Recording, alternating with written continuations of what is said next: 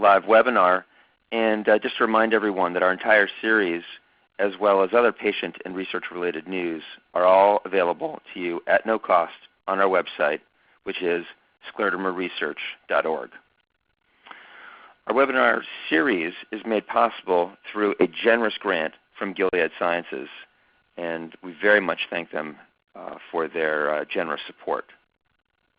For those of you who have joined us in the past, today we'll be taking a departure from our typical format, and this session will be more of a Q&A, fireside style approach, and we hope this will provide a different outlook, and hope you will find it equally as engaging.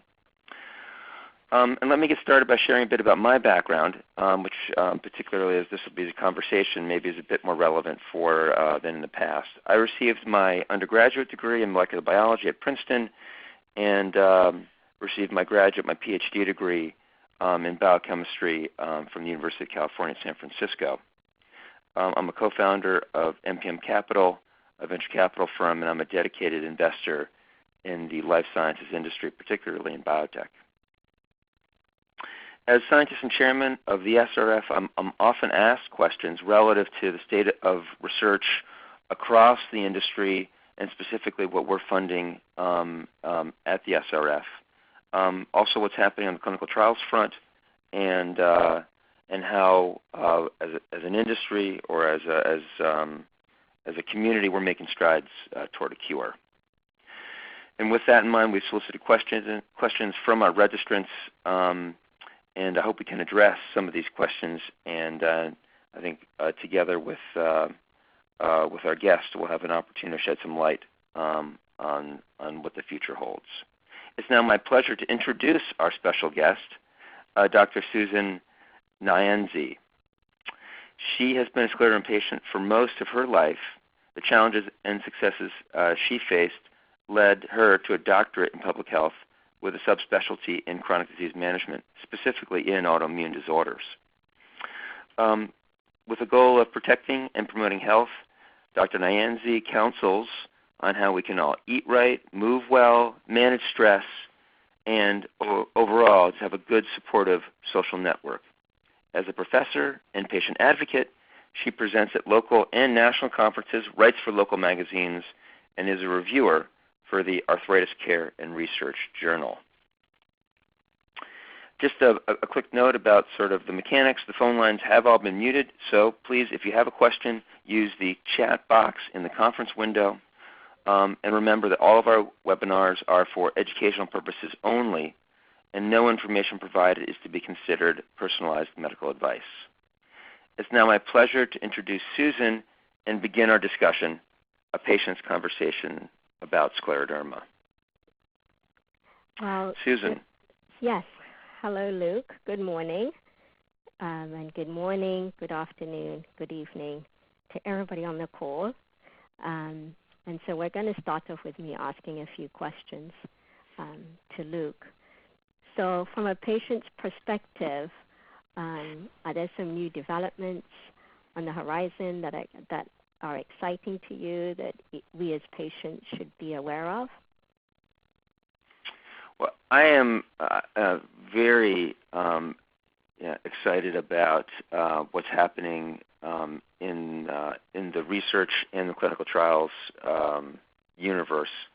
I think for the first time that I can think of, we now have large-scale Phase 2 and Phase 3 clinical trials being run with novel agents specifically in scleroderma patients. So there have been clinical trials in the past which enrolled a small portion of scleroderma patients or connective disease patients as a component of the trial in order to get some experience with that patient group, but they really weren't devoted to the scleroderma as a disease. And now for the first time we do. There's, I think, huge benefits to large-scale clinical trials just from understanding how to run trials in this patient group, as well as hopefully coming out with a positive result and bringing a novel medicine to a patient group which has been suffered without any novel medication for a long time. So at the same time that we're seeing tremendous progress at the clinical trial level, at the research level, I think we're seeing also some really exciting stuff. And I think the most interesting things are we're really starting to uncover some novel ideas about the mechanisms of disease, both in terms of how the disease may get started, which can give us some clues, as well as how the disease feeds forward and becomes a chronic disease. So, and of course, by understanding the mechanisms, we give ourselves a much better shot at ultimately coming up with truly disease-modifying therapies or quote-unquote cures, which is obviously the goal for all of us. So it sounds that maybe that's where SRF is focusing most of its research investments. Right, Susan. So the SRF is mostly focused in terms of its overall spend on funding basic research. And what we call basic research is really trying to understand the mechanisms of disease initiation and disease progression. So that is the majority of our research funding, correct. Maybe you can tell us some of the sites that are doing this research. Or maybe if there's more on the horizon, maybe some of the patients could sign up. I don't know. Right. So the basic research, although it does sometimes require patient involvement, and actually we've had there is a need for, if you will, patient tissue for a number of these studies.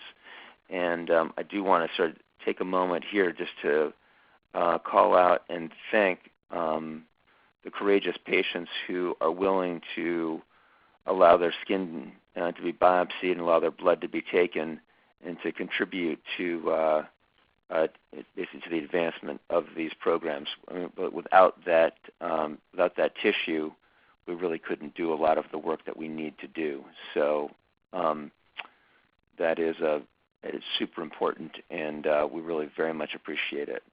In terms of where the work is being done, I mean, we fund programs for 2 to 5 years, and then we hope that those programs can go on to other sources of funding, typically. But we're funding work across the country and occasionally internationally as well, from centers at Dartmouth, Boston, Hopkins, in Baltimore, Northwestern in Chicago area, UCSF, Stanford, and a variety of other places as well. But that's sort of some of our core programs today. Oh wow, that sounds exciting. Now, is there a link between scleroderma and cancer? Have you heard about that, or maybe expand on it? Yeah. So it's a tantalizing link that was first reported out of the lab of Anthony Rosen at Johns Hopkins. And Johns Hopkins is a center that the Scleroderma Research Foundation has supported both at the research and at the clinical level for a number of years. And partly through the support of the SRF, they have amassed a tremendous biorepository, and they've been very thoughtful and very dedicated to that effort. So they have blood and tissue from a lot of the patients now collected over a long period of time, basically 10 plus years. With that really treasure trove of biological materials, Dr. Rosen was able to explore a hypothesis that he had that, in fact, cancer was an initiating event for scleroderma, at least in some patients. So the maybe to sort of try and roll that out a little bit more. I mean, the correlation is scleroderma is largely an adult onset disease. Cancer is largely an adult onset disease. Maybe there could be a link, and also, could we think through the idea a bit more that the immune system is trying to fight off cancer, and maybe it's partially successful or fully successful, but in some ways it overshoots its mark, and while it's busy fighting off cancer, it ends up turning its quote unquote on itself and starts to react against normal tissues in the body. That initiates the autoimmune cascade, which feeds forward into scleroderma as a disease. So that's the global hypothesis, and which Dr. Rosen was able to more fully investigate with this tremendous biorepository, and was able to, at least for a certain number of patients, effectively draw a very tight link for at least a subset of patients, and he's very diligently trying to follow that initial report up and fully flesh out that story. Okay, maybe I missed something, but so it sounds like cancer could be the trigger for scleroderma? Right. Huh. Interesting. Okay. So I've also heard SRF is doing a GRASP study, GRASP. Could you tell us more about that? And then maybe how could patients, their families, and caregivers get involved if you guys need them to be involved? Yeah. So the GRASP study is an acronym, which I won't go all the way into, but basically the idea is to take advantage of an observation that scleroderma is often worse in African American patients, and then to take with that as a sentinel observation to figure out if there are a set of genes in the African American cohort that we can identify that are would predispose those patients to this worse progression.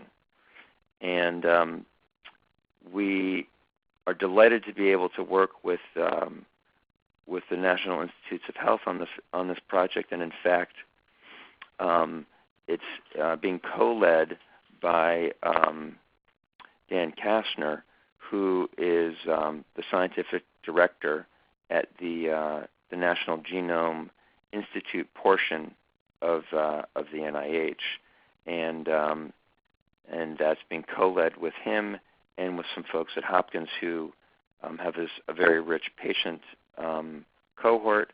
And what's particularly exciting about GRASP is that behind the leadership of those people, we've been able to unify and round up and include another, I think, 14 or 15 centers all across the country who are very actively enrolling patients and contributing to the conduct of this study. So it's really, truly a broad-scale effort to find and recruit enough patients that we can actually start to detect these, hopefully to detect these genetic signatures which lead to worse disease. So we're close to rounding up 1,000 patients, which is the goal for the study, and it's super exciting that we've made so much progress, and really a testament to the efforts of the investigators, and as I've already made my point about the patients, to the very courageous patients who've donated their blood and some cases tissue along the way. Yeah, and actually that was my next question: how many patients do they need? But okay, And I had another sub-question related to that. So is there a specific age group of African Americans, and is it gender specific as well? Or No, it's meant to include all African American patients. Okay. So about drug development, any new ones for scleroderma patients on the horizon? So the couple that are in later stage clinical trials, which are maybe worth just mentioning. So there's a drug brand name is called Actemra, and the so-called generic name is tocilizumab. It is a monoclonal antibody to the that blocks the interaction or blocks the activity of a cytokine called IL-6. I won't go into all the biology for the purposes of this call, but basically IL-6 is a pro-inflammatory mediator, and this drug has been very effective in a variety of diseases, most prominently rheumatoid arthritis. Genentech, which is now part of the Roche group, has been a collaborator of the SRF for a number of years, and in fact they attended several of the SRF workshops. And I think it was partly through work at the SRF workshop and partly through some of their own independent work that led them to a conviction that this very successful rheumatoid arthritis drug might also be successful in scleroderma.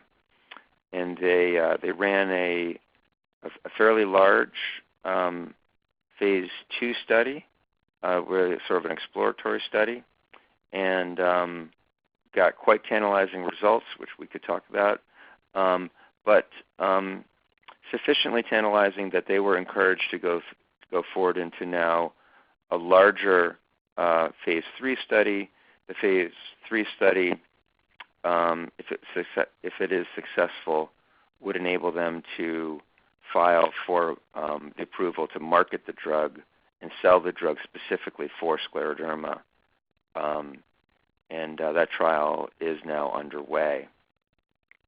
I think a very exciting development, and really the tantalizing results that we saw was really the first time where we've seen a drug intervene and potentially change the course of disease, particularly for patients who might develop the complication of lung involvement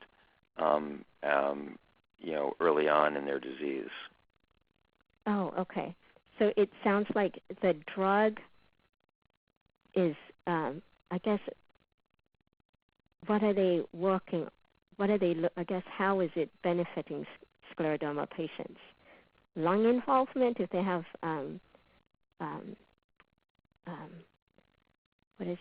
pulmonary hypertension or pulmonary fibrosis, or is that all included?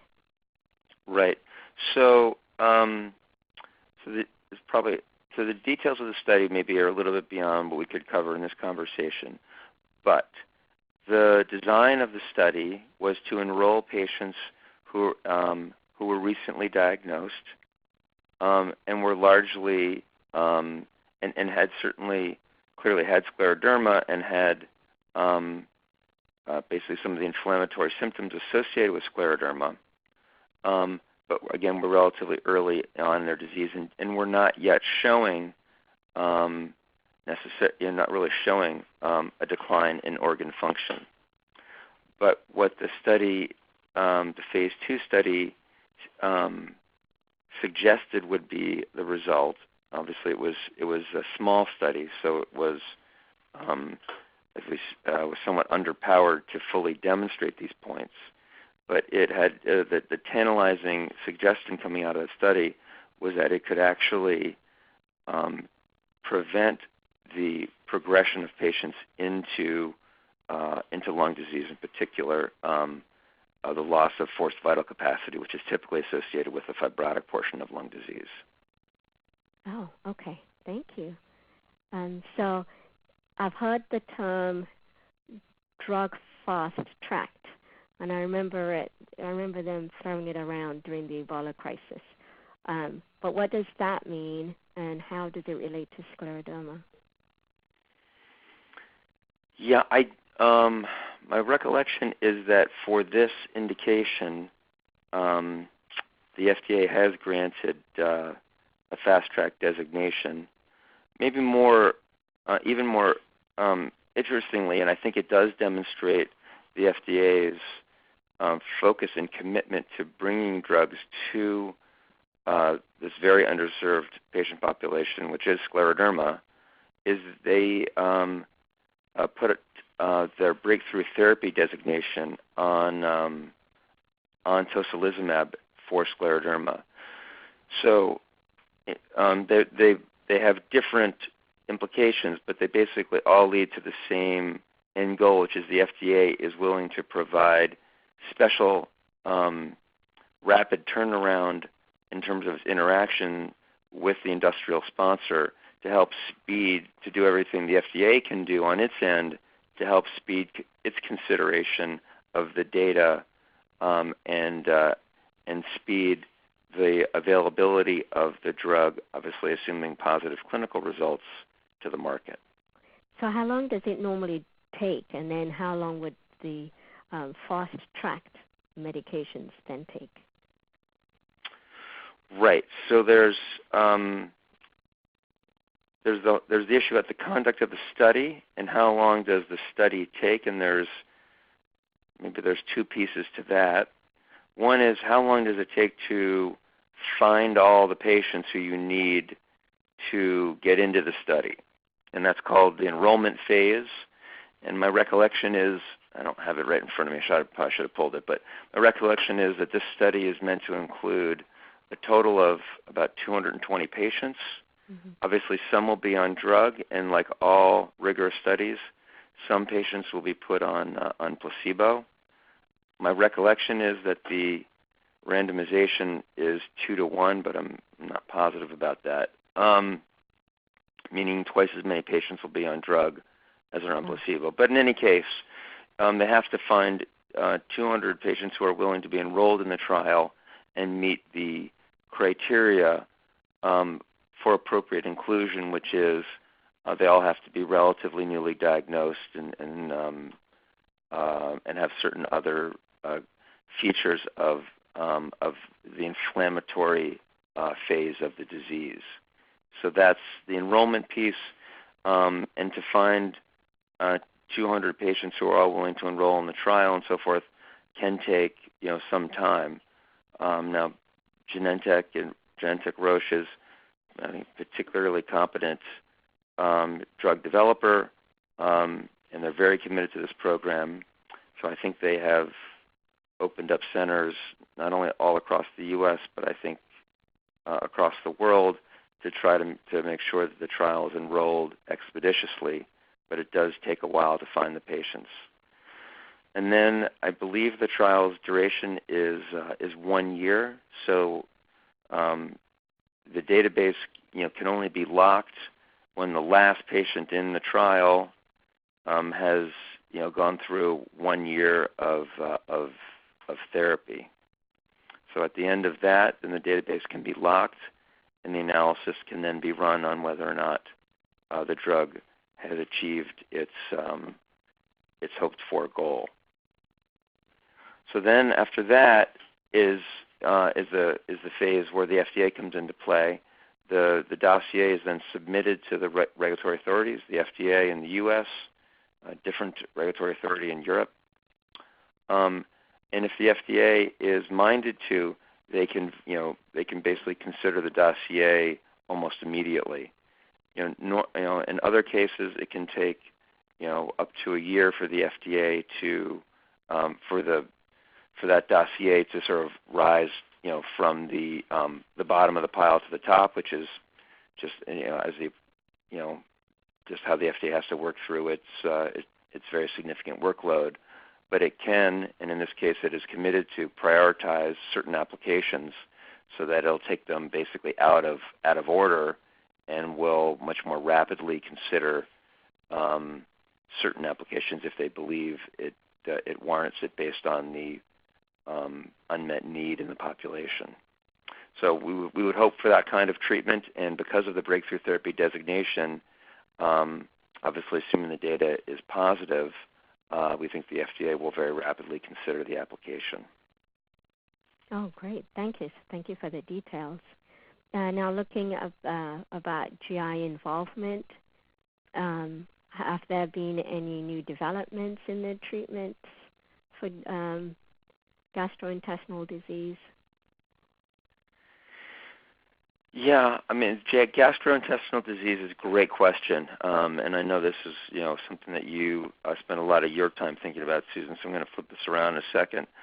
I think there's been relatively less progress about some of the motility issues in scleroderma patients and some of the reflux issues. Obviously, most of us are on anti-reflux medication, which obviously provides important symptomatic relief, but obviously doesn't address the underlying reflux. And for other of our patients who have really bad motility issues on top of the reflux, we still really don't have solutions. So I think this remains one of the very open areas of investigation, and unfortunately, I think our insights into this piece of the scleroderma disease spectrum is in some ways lagging our progress in some of the other areas. I'm sad to say. Yeah, I would agree with you on that one. I think a lot of us have gone through, all the meds that are out there, kind of cycled through them. But now some questions from patients. So I'll start with the first one. Has there been any progress towards improving or reversing clawed hands? Right. So there's definitely been work, and I think we're making pretty interesting progress about the fibrosis piece, both understanding the mechanisms now, and there have been agents that have made progress in the clinic which address the fibrotic process. Now, no one has yet gone after as an indication reversing the disability that unfortunately afflicts a number of patients in scleroderma with reduced mobility and reduced function in their hands. But hopefully some of these antifibrotic drugs, if we can make progress with them, will also benefit the contractures and the fibrosis that we see in people's hands. But I don't think we have any evidence for that right this second. I guess how would that work? So because it reduces the fibrosis, then the skin won't be as tight, and it will be able to maybe help the clawed hand? Right. So, okay. I mean, my impression about the clawed hand is it's not strictly only related to the skin, but you basically are getting fibrosis and of the actual underlying tissues in the fingers. And so what I'm imagining is that we could not only address some of the inflammatory features, which I think is related to some of the skin tightening and hardness there, but we can address the fibrosis that locks in, if you will, and reduces the mobility that we're seeing in the actual function of the fingers. Oh, okay. As I said, I think that's a bit speculative, but I'm optimistic that the work that we're doing across fibrosis will ultimately benefit, that feature of the disease as well. Okay. So another patient question: how should patients monitor their scleroderma regularly? And are there new diagnostic tools that we should be aware of? So I think it is a great question, and I don't think there's. I mean, I guess the question is, what about progression? And when should a patient consider, a decision about changing their therapy, potentially going on to more aggressive therapies? I guess is really the question. And there are some therapies that have started to show efficacy that we've talked a little bit about, a couple of them today, and there are other therapies that have also shown some efficacy in the past, more potent immunosuppressive strategies, and another one that's been talked about a lot that I think some patients know about, which is high-dose immunoablation followed by stem cell rescue, which is often called stem cell transplant. Okay. So there are some things to do for patients who want to take, potentially want to step up to more aggressive therapy, and the question is when. Yeah. Obviously, I'm not a clinician, so I probably shouldn't stray too far over. But I think for sure, patients who have active disease should be seen not less than annually, and for those patients who really have or have disease that they feel might be progressing, I think seeing your physician on a 6-month basis would also be totally appropriate. And then the kinds of things you should really be watching out for, where where a lot of patients get into trouble, is in lung function in particular, of course. Yeah. So making sure that they have their PFTs, pulmonary function tests, done on a consistent basis would be something that would be sort of the absolute minimum sort of way to monitor your progression. And I actually get this question quite a bit when I do my presentations, and from a public health perspective, we're talking about healthy lifestyle, how you eat, how you walk, and your stretches, and also doing the preventive screenings. So sometimes the scleroderma patients are not doing the full preventive screenings that we all should be doing. But okay. Another question, what sort of work has addressed common denominators among scleroderma patients?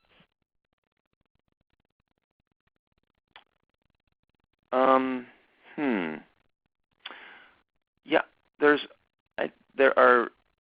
always a lot of discussion at the research level about whether or not scleroderma is one disease, or is it two diseases, or is it more diseases than that, and should we be splitting the patients up in order to understand the disease better, or should we be lumping everybody together in order to basically pick out the common features? So that is a kind of a constant dialogue among the scientists and the scientist clinicians in the field. And I think most people understand that at its basic level, there's probably two, forms of the disease now called limited and diffuse. But the common denominators, and the things that we all need to watch for, and we just talked a bit on the clinical end, are a decrease in lung function, which I think is the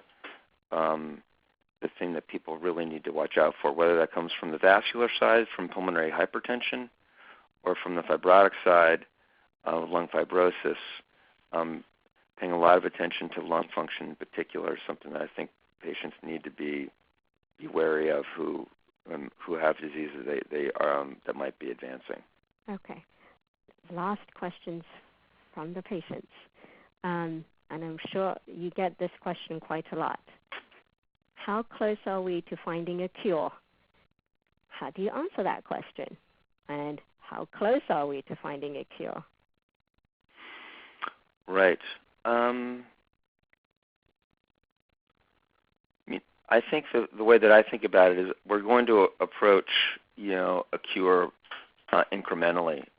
I think we will start to have scleroderma-specific therapies, which will, I think, really start to improve people's outcomes, or the chance to improve people's outcomes in the near term. in order to get a cure, we really have to understand what causes the disease, and then we have to have drugs that basically break that cycle, early on in the progression of that disease. And then, of course, we need those drugs to be relatively safe so that we would have the courage and be appropriate to use them, across a wide variety of patients, some of whom will progress and some of whom won't. So that's going to take still a little bit of time. I think the research is now ongoing in the labs, but it takes something like 15 years for a discovery that's being made in the laboratory today to find its way through to a drug, and then for that drug to be appropriately tested in clinical trials and make its way to the market. Oh, wow. So maybe that kind of time frame is appropriate to think about. Okay. Okay. So Susan, we have still about another 15 minutes or so. Maybe I could take a minute to ask you a few questions.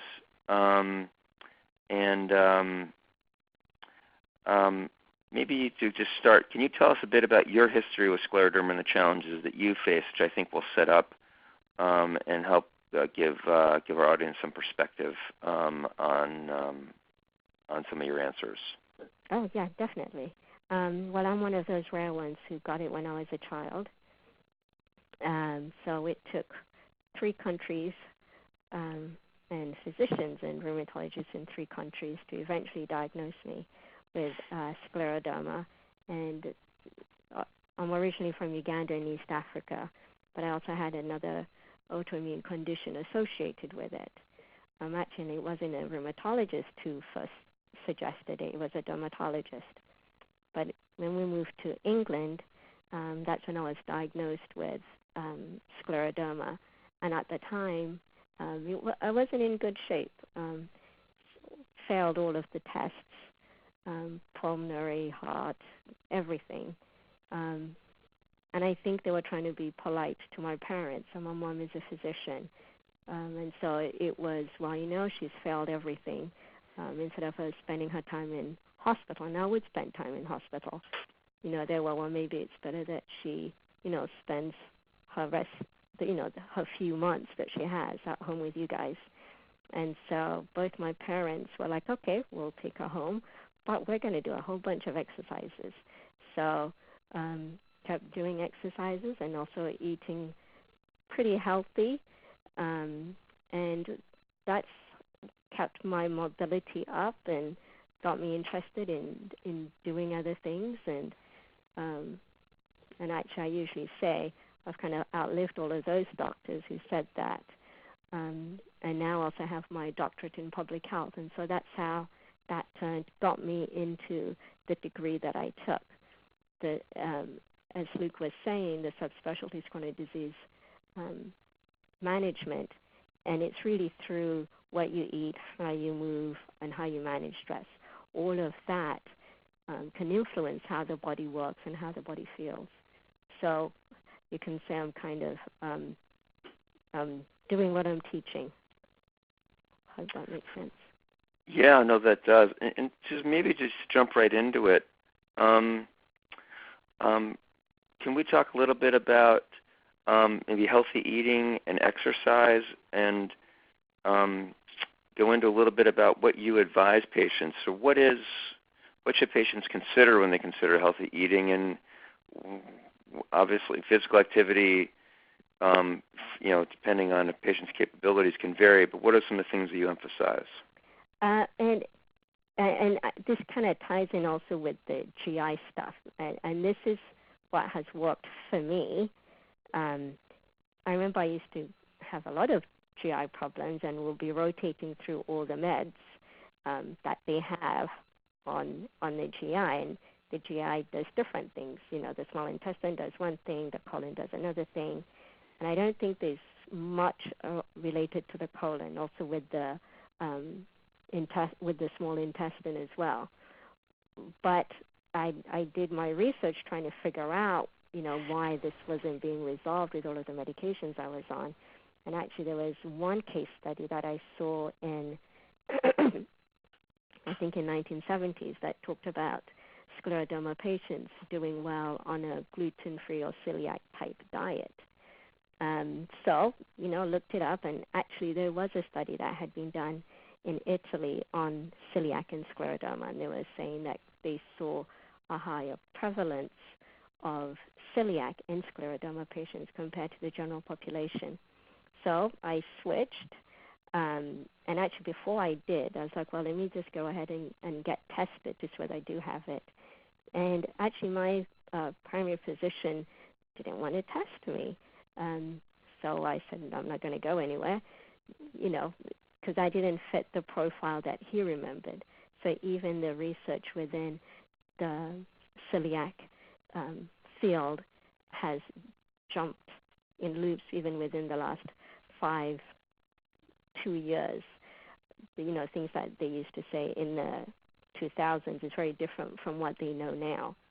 So anyway, I did do the test, and it did show I was very positive. But by that time, I had already switched going to gluten-free. So that helped me a lot. So as in type of food, we don't use the word diet anymore, as of the type of foods to eat, if you can go organic and do everything from scratch, I know it sounds like a pain, but, our mothers or grandparents were doing it all from scratch. If we can eat those kind of foods and kind of pull out the fats, the saturated fats, so that will be your fried foods, processed foods, or even fast food, and especially in LA, in Southern California, Northern California, gluten-free is now common, so you can usually get that if you go to eat out. So really, if you can eat the basics, take out the saturated fats, put in your fruits and veggies, but gradually increase those, because our GI moves slowly. We don't want to overwhelm it. So kind of just gradually include that. As in exercise-wise, it's really physical activity. Do as much as you can, but the idea is to do the stretches and then also do as much movement as you can. If you can do the stairs, okay, go ahead and take the stairs. If it's kind of rough in the beginning, okay, just do a couple and use that as your exercise, and then kind of build on top of that. Let's see. I think that answers it, right? Yeah, that's really helpful. Maybe just because we know that how hard it is to do the gluten-free, is it degrees maybe, just to explore that? Is being 80% gluten-free pretty helpful already, or do patients really, in your mind, need to move all the way to a strict gluten-free diet in order to derive some benefit? Okay, good question. If we look at it at the pathway or the mechanism way of it, my undergrad was also biochemistry, so I'm also very much into pathways and structures. So for us with the GI involvement, the lining is made up of little cells, and those cells usually touch nice and tight together. But because of scleroderma, there's hardening of the tissue, and so sometimes they kind of are not sitting nice and tight together. They kind of open up. So if we're eating foods that have gluten, and actually it will cross-react with dairy, with corn, and with other foods. But if we eat those type of foods, those foods are going to start leaking through those gaps where it shouldn't be going. So that will be leaky gut. So when it enters into the system, the immune system goes, okay, we've got an invader, we've got to go and attack it. So it tries to attack it. It's already not attacking, it's just making it bigger and bigger and bigger. So now this big molecule is now moving through the body, through different parts of the body. And so when it goes into the joints, you're going to get rheumatoid arthritis-like pain. So it's one of those, actually gluten is one of the few foods that will cross the brain-blood barrier and attack different parts of the brain. And so it's been associated with depression. And there was a study that compared patients that were celiac who are on a gluten-free diet. This will also account for gluten-sensitive patients as well, by the way. And then with patients that were, celiac and gluten sensitive, but they were on a gluten-free diet, when they compared the white mass in their brains, those that followed the gluten-free diet were well. The certain areas in the brain that were associated with where the gluten attacks didn't have much of an impact. Those that were not following the gluten-free diet, these parts of the brain were substantially smaller, and so this will affect balance. This will affect memory loss, depression. So if a lot of these symptoms are kind of coming up, see whether you can pull out some of the gluten. So that will be, the most regular ones are usually bread and pasta. But it's hidden in a lot of foods, especially in processed foods, or even in packaged foods, or in canned foods. They use a lot of this as fillers, and also to stop the food from sticking to the containers. So if you kind of know some of that, and that's why I keep saying, try getting everything organic. They haven't added anything to it, and then you can eliminate a lot of that hidden form of gluten. And usually you'll see a difference within a couple of days. Once that is removed, there will be a huge difference in energy, in movement, in pain level, also in memory and energy. So did that help? Yeah, that's great. Thank you. And maybe you mentioned fatigue, and obviously it's a big problem for some of our patients. Do you have specific suggestions? Obviously, we've talked a little bit about gluten as one idea, but for our patients who are suffering specifically from fatigue as one of their primary issues, what do you counsel patients? Okay, so that could also be a loaded question, but I'll try and tease it out. So that fatigue could be due to several things. So one of them, the gluten or the nutrition, what we're eating, and also the scleroderma itself. And also the other one is low hemoglobin as well. And we have that, or we get that in scleroderma, especially if we have GI-related stuff. And also the medications we take could kind of help with that as well. Use the wrong word, but could make it worse. So it's kind of figuring out where that fatigue is coming from and then trying to find a solution for it. So if we can take out some of that gluten, if it will be perfect to take it out 100%, because within hours we'll actually feel the difference. And because there is a biological changes that are taking place. Now, I just lost my train of thought.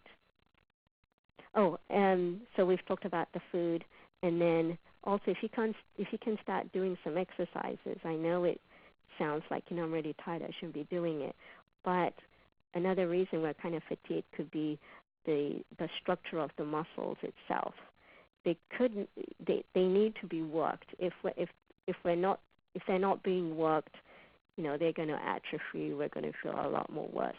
And the good benefit with physical activity, and actually I'm just going to say any type of activity that you can do. If you can't walk, okay, let's work the upper body.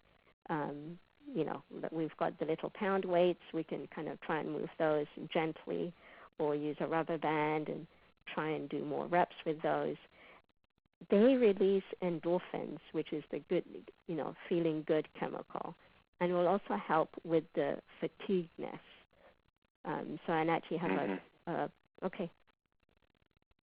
Yeah, no, that's really helpful. You were starting to get into I was just going to try and jump in on the whole pain issues, which is one other component, particularly if people maybe try to exercise, or certainly at rest. I mean, some people have it even at rest, but then on exercise or exertion, they experience pain. Do you have suggestions on pain relief strategies? Do you think NSAIDs are a problem? And if they are, do you have other suggestions for for folks, obviously NSAIDs. Now what we're talking about is the most common one taken for people. It's ibuprofen. Just to put that's the abbreviation for that class of drugs. Yeah, and actually, I think you've got to look at the picture at a different angle, and I think. So with the NSAIDs, usually we get, well, if you take it on an empty stomach, you're going to get heartburn. But I think if you take it, and the other thing is not to take it when your pain is already at a 10 on a pain scale. You don't want to be at a 10 and then, okay, I'm going to take it now. The idea and the whole thing about pain management is you want to avoid going to a 10. You want to be more in the 5. If you're in the 5, just take a little bit of it, but you have to eat first. And when I say eat, I'm not just saying, like a potato chip or anything. Have it with a meal. Have your meal, and then just take a little bit and see how you do. The other option for pain management, again, foods can trigger pain. So we've talked about how gluten can do that, but also saturated foods can do that. And what they do is they open a pathway that leads to pain. The chemical that a lot of these foods will trigger is arachidonic acid. Arachidonic acid, once that is released, that is what is going to give people pain. So arachidonic acid is not our friend. So that would mean, the cheeseburgers, the lattes with full fat milk. You can do it with soy milk. So try and do modifications to not increase that level of pain. And stretches, that's the other thing that I do. Actually, since I was a child, I do stretches every morning. So you can also build up with that as well. Come up with a routine, with a plan. But again, start gentle and gradually build up. Every week add on a little something, maybe stretch a little something. But don't want to do everything all at once. Just gradually build up on it. So I'm getting some questions from the audience, and I think maybe it's useful just to understand, because I think we hear different things from our doctors as well. Do you have a particular view on alcohol consumption, and do you think it's particularly something to worry about for us to be concerned about or try to work out of our diet, or you think it's it's among it's something that could be part of a daily or sort of a weekly ritual? I think it depends what it is and why why the person is drinking. As a general rule, I know there's the whole thing about red wine being beneficial, or some people drinking to, the day was long, so I'm just going to have a little drink because it calms me down. Well, let's find another option to calm you down instead of the alcohol, because that can also be a trigger of pain and also heartburn. And then with the whole drinks part as well. So that's where the gluten comes in. So if you're with the ales, with the beers, wheat, rye, barley, that's all.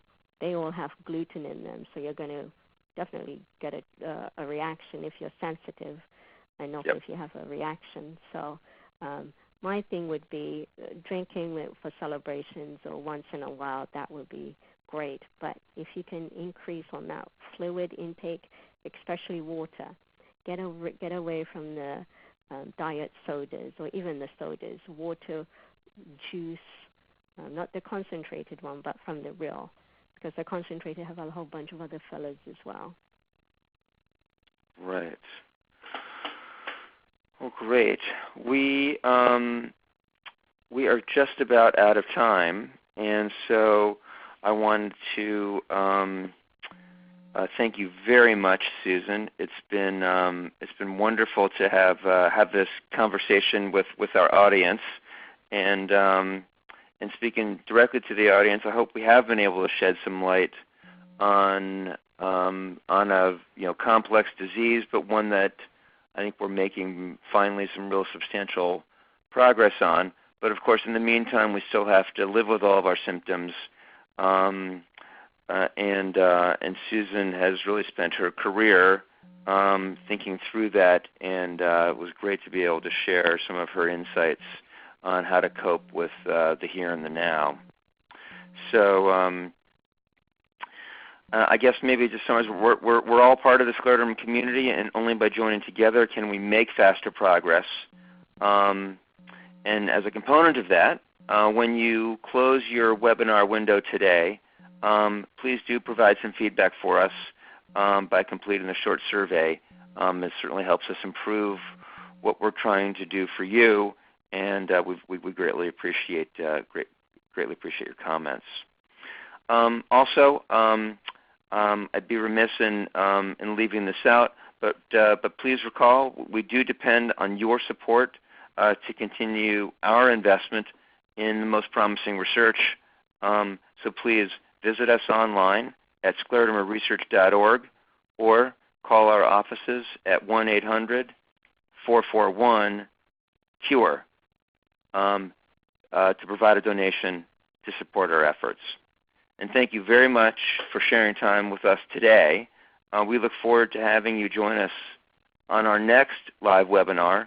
That will be November 20th at 10 a.m. Pacific for an update on scleroderma pulmonary hypertension.